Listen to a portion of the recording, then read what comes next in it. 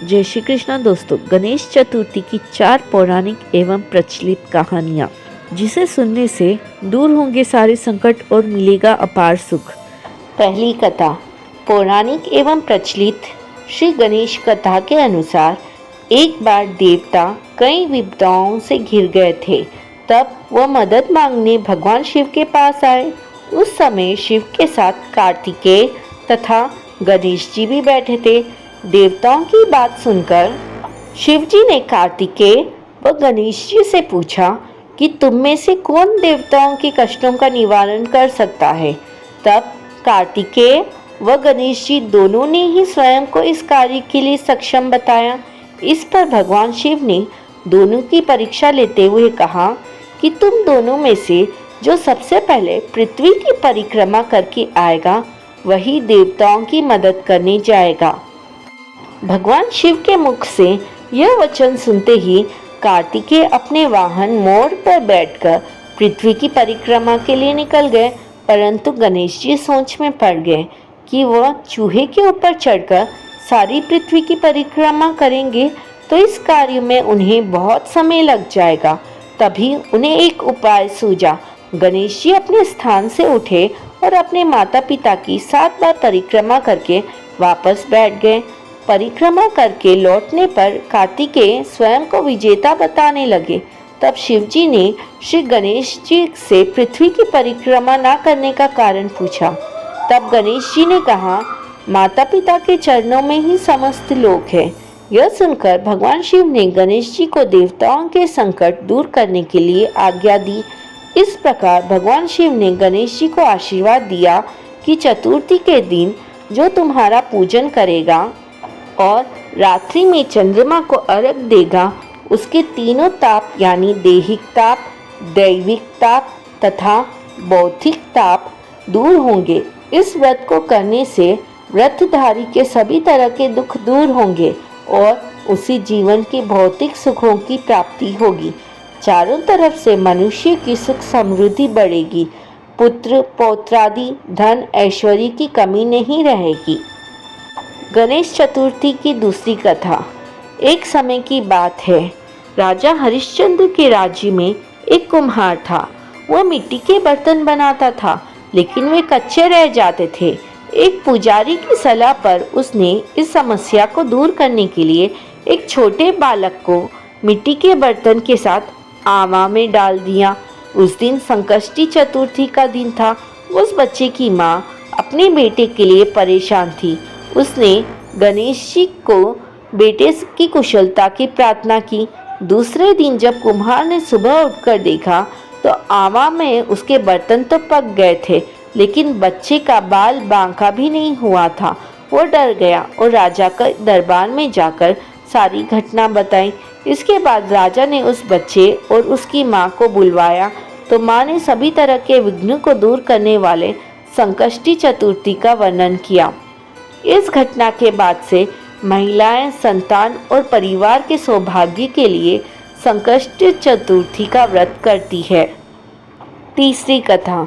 एक समय की बात है, विष्णु भगवान का विवाह लक्ष्मी जी के साथ निश्चित हो गया। विवाह की तैयारी होने लगी। सभी देवी देवताओं को निमंत्रण भेजे गए, परंतु किसी कारणवश गणेश जी को निमंत्रण नहीं दिया गया। अब भगवान विष्णु की बारात जाने का समय आ गया। सभी देवता अपनी पत्नियों के साथ विवाह समारोह में गए थे। उन सब ने देखा कि गणेश जी कहीं दिखाई नहीं दे रहे। तब वे आपस में चर्चा करने लगे कि क्या गणेश जी को न्योता नहीं दिया या स्वयं गणेश जी ही नहीं आए। सभी को इस बात का आश्चर्य होने लगा। तभी सबने विचार किया कि विष्णु भगवान से ही इसका कारण पूछा जाए। जब विष्णु भगवान से पूछने पर उन्होंने कहा कि हमने गणेश जी के पिता भोलेनाथ यानी कि महादेव को न्योता भेजा है। यदि गणेश जी अपने पिता के साथ आना चाहते हैं तो आ जाते। अलग से न्योता देने की कोई आवश्यकता भी नहीं थी। दूसरी बात यह है कि उनको 1.25 मन मूंग, 1.25 मन चावल, 1.25 मन घी और 1.25 मन लड्डू का भोजन दिन भर में चाहिए। यदि गणेश जी नहीं आएंगे तो कोई बात नहीं, दूसरे के घर जाकर इतना सारा खाना पीना अच्छा भी नहीं लगता।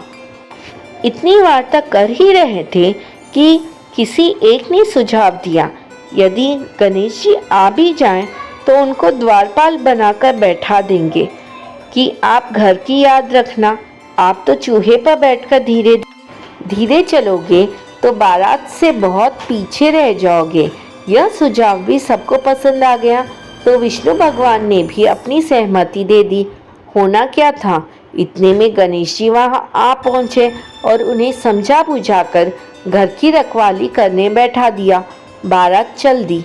तब नारद जी ने देखा कि गणेश जी तो दरवाजे पर ही बैठे हुए हैं, तो वे गणेश जी के पास गए और रुकने का कारण पूछा।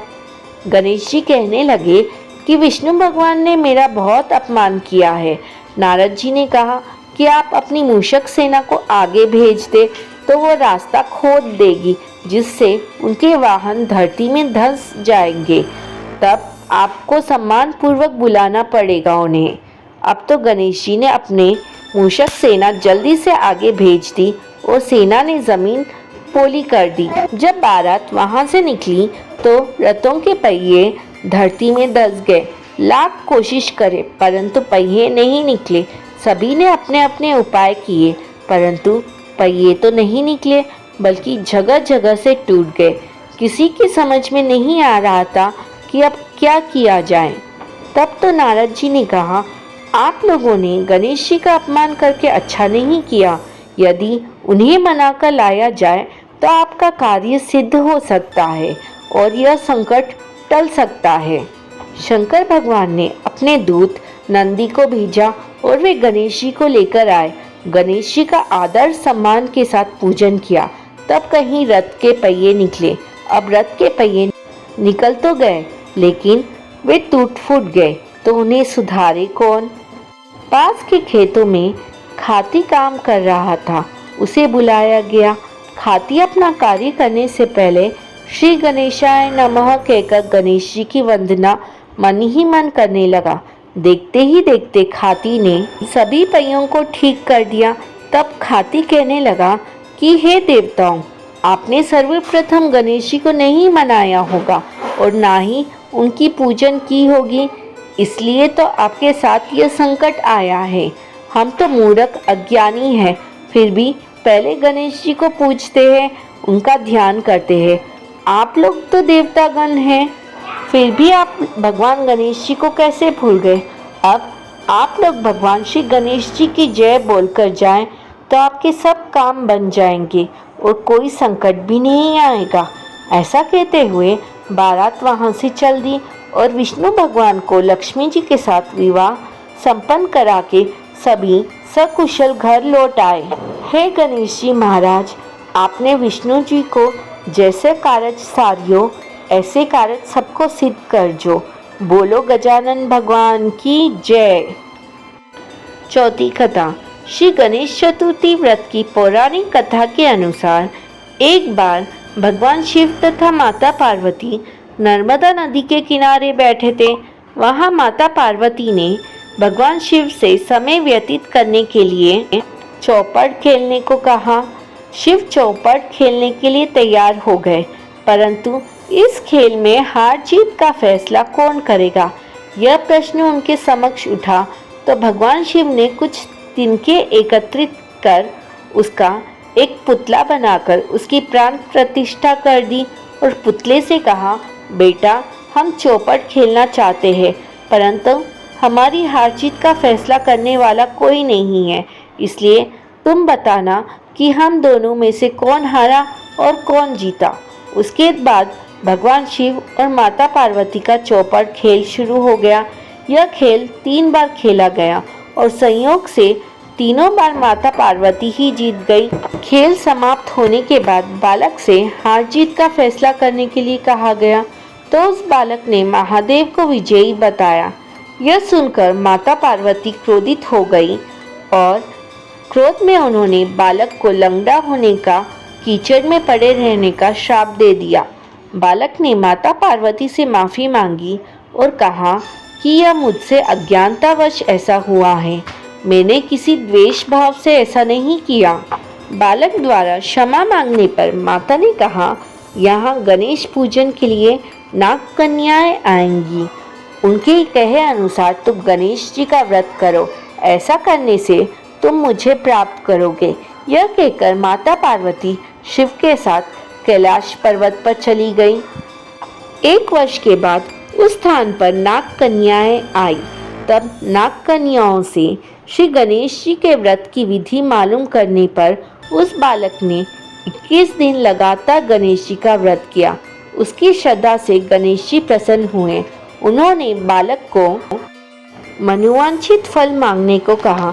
इस पर उस बालक ने कहा, हे विनायक, मुझ में इतनी शक्ति दीजिए कि मैं अपने पैरों से चलकर अपने माता पिता के साथ कैलाश पर्वत पर पहुंच सकूं और वो यह देखकर प्रसन्न हो।